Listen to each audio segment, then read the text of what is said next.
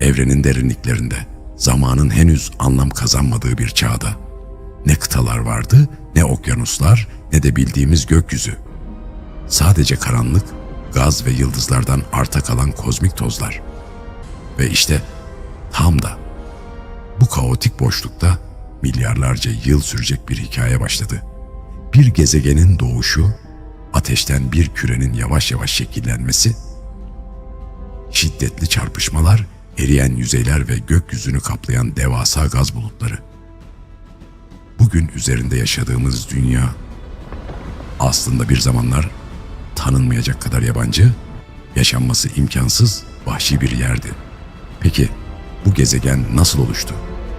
Nasıl oldu da yıldız tozundan okyanuslarla kaplı bir dünyaya dönüştü? Şimdi zamanda geriye gidiyoruz. 4,6 milyar yıl öncesine, dünyanın doğuşuna tanıklık etmeye hazır olun.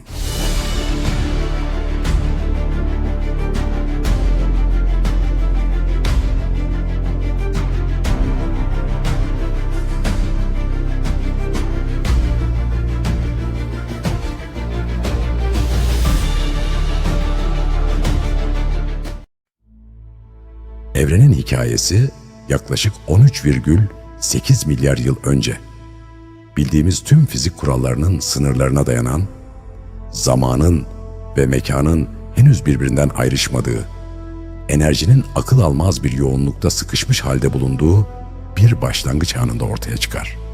Bu an çoğu zaman bir patlama olarak tasvir edilse de aslında boşlukta gerçekleşen bir olay değil, bizzat uzayın kendisinin her noktada aynı anda genişlemeye başlamasıdır. Ve bu nedenle evrenin herhangi bir merkezi yoktur. Çünkü genişleme her yerde ve eş zamanlı olarak gerçekleşir. Bu ilk anda sıcaklık o kadar yüksektir ki, bildiğimiz anlamda parçacıklar dahi kararlı bir şekilde var olamaz.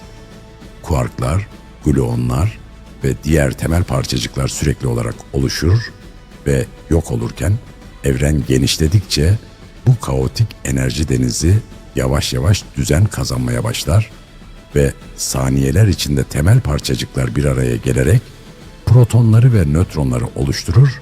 Ardından birkaç dakika içerisinde bu parçacıklar birleşerek hidrojen ve helyum çekirdeklerini meydana getirir.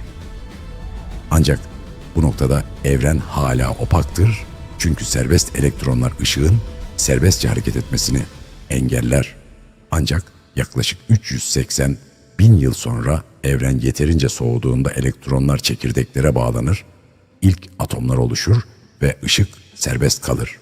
Böylece evren ilk kez şeffaf hale gelir ve bugün hala gözlemleyebildiğimiz kozmik mikrodalga arka plan ışıması ortaya çıkar. Bu ışıma evrenin en erken dönemlerine dair elimizdeki en doğrudan kanıtlardan biridir. Bu aşamadan sonra evren uzun bir süre boyunca karanlık çağlar olarak adlandırılan bir dönemden geçer. Çünkü henüz ışık yayan yıldızlar oluşmamıştır ve evren büyük ölçüde homojen görünen gaz bulutlarından ibarettir. Ancak bu homojenlik aslında mükemmel değildir. Çünkü çok küçük yoğunluk farkları zamanla yerçekiminin etkisiyle büyür. Ve bu küçük dalgalanmalar evrenin gelecekteki tüm büyük yapılarının tohumlarını oluşturur. Yerçekimi bu hafif yoğunluk farklılıklarını büyüterek gaz bulutlarının belirli bölgelerde yoğunlaşmasına neden olur. Ve bu yoğunlaşmalar zamanla çökerek ilk yıldızları meydana getirir. Bu yıldızlar günümüzde gördüğümüz yıldızlardan çok daha büyük, çok daha sıcak ve çok daha kısa ömürlüdür. Çünkü içlerinde gerçekleşen nükleer füzyon süreçleri son derece hızlıdır ve bu süreçler sayesinde evrende ilk kez karbon, oksijen ve daha ağır elementler üretilmeye başlanır. Bu ilk yıldızlar yalnızca ışık üretmekle kalmaz, aynı zamanda evrenin kimyasal evrimini başlatır. Çünkü yaşamlarının sonunda gerçekleşen süpernova patlamalarıyla içlerinde oluşturdukları elementleri uzaya saçarlar. Ve bu patlamalar evrenin daha karmaşık yapılar oluşturabilmesi için gerekli olan ham maddeleri sağlar. Zaman ilerledikçe yalnızca yıldızlar değil, yıldızların oluşturduğu dev sistemler de şekillenmeye başlar. Galaksiler, milyarlarca yıldızın bir araya geldiği gaz ve toz bulutlarıyla dolu dev yapılardır. Ve bu yapıların oluşumunda görünmeyen ama kütle çekimsel etkisi son derece güçlü olan karanlık madde kritik bir rol oynar. Karanlık madde, ışıkla etkileşime girmediği için doğrudan gözlemlenemez.